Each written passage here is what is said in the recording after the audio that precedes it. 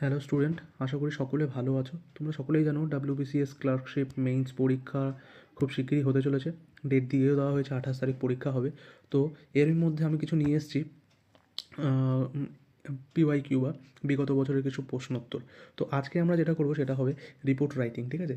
WBCS পরীক্ষা যেটা হয়েছিল 2015 সালে, তার মেইনস যেই পেপার সেটা আজকে আমি এনেছি। তো এখানে কিন্তু 200 ওয়ার্ডের একটা প্রতিবেদন রচনা করতে বলা হয়েছে কলকাতার হকারদের উপযুক্ত পুনর্বাসন নিয়ে, ঠিক আছে? তারা কিছু পয়েন্ট দিয়ে দিয়েছে, টোটাল 5টা পয়েন্ট কিন্তু এরা দিয়ে দিয়েছে যেগুলোর উপর আমাদের লিখতে হবে। তো তোমরা সবার প্রথমেই জানো যে প্রতিবেদন যেগুলো সেগুলো কিন্তু দু ধরনের হয়। এক হয় সম্পাদকীয় প্রতিবেদন বা এডিটোরিয়াল রিপোর্ট, আর একটা কিন্তু হয় সংবাদ ভিত্তিক তোমার রিপোর্ট, ঠিক আছে? তো এটা কিন্তু অনেকটাই তোমার ওই সম্পাদকীয় প্রতিবেদনের মতো, একটি এডিটোরিয়াল প্রতিবেদনের মতো, ঠিক আছে? তো এখানে প্রশ্নে কী বলেছে দেখো, 200 ওয়ার্ডের মধ্যে লিখতে হবে একটি প্রতিবেদন।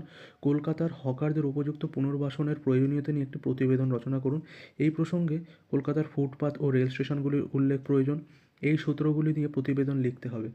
আর কলকাতার কী কী লিখতে হবে, কী কী পয়েন্ট ওরা বলে দিয়েছে কলকাতার বিভিন্ন রাস্তাঘাটের অবস্থা, পথচারীদের সমস্যা, রেল স্টেশন সংলগ্ন স্থানগুলির অবস্থা। এই প্রসঙ্গে হকারদের যে অর্থনৈতিক সমস্যা হবে হকার উচ্ছেদের জন্য বা পুনর্বাসনের জন্য, সেইটা সম্পর্কে লিখতে বলেছে।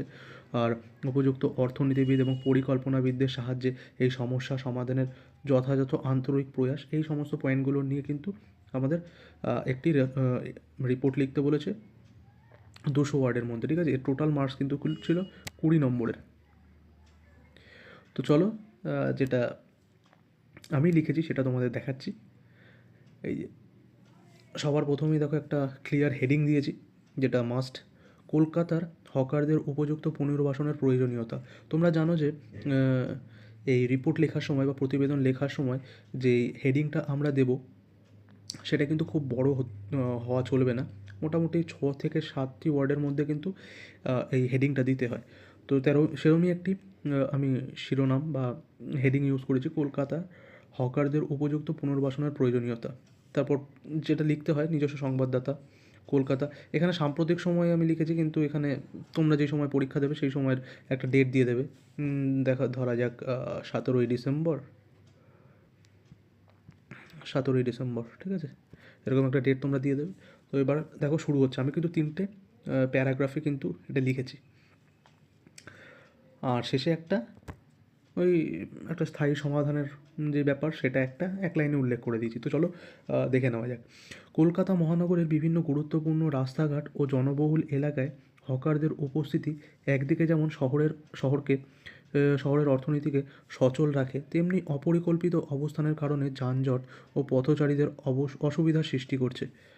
বিশেষত ধর্মতলা, শিয়ালদহ, গড়িয়াহাট ও বিভিন্ন রেল স্টেশন সংলগ্ন এলাকায় ফুটপাত দখলের ফলে সাধারণ মানুষের চলাচল ব্যাহত হচ্ছে।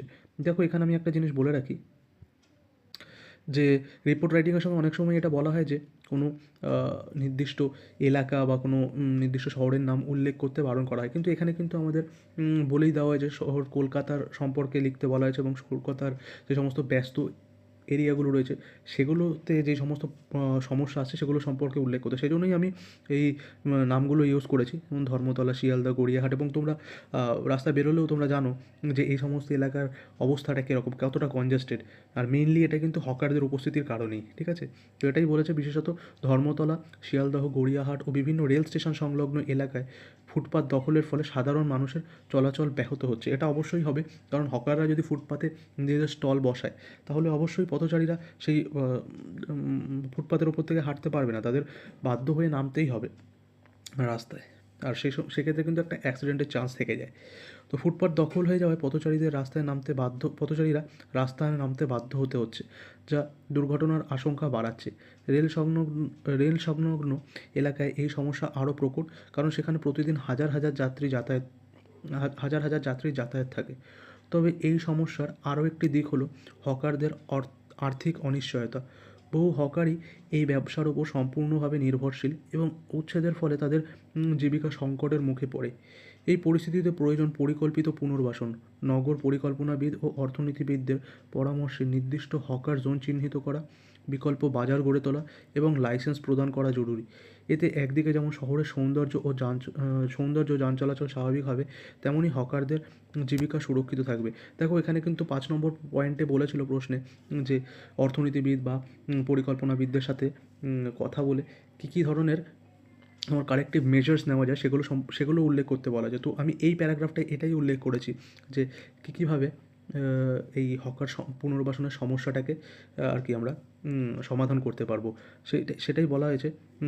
নির্দিষ্ট হকার জোন চিহ্নিত করা, বিকল্প বাজার গড়ে তোলা এবং হকারদের লাইসেন্স প্রদান করা, এই সমস্ত জিনিসগুলোর মাধ্যমে কিন্তু হকারদের উপযুক্ত পুনর্বাসন প্র্যাকটিক্যালি আর কি করা যাবে। আর শেষে আমি কী লিখেছি দেখো, সমন্বিত ও মানবিক উদ্যোগের মাধ্যমে এই দীর্ঘদিনের একটা সমস্যা, এই দীর্ঘদিনের সমস্যার স্থায়ী সমাধান সম্ভব। তো এটা হলো 200 ওয়ার্ডের মধ্যে একটি প্রতিবেদন মোটামুটি।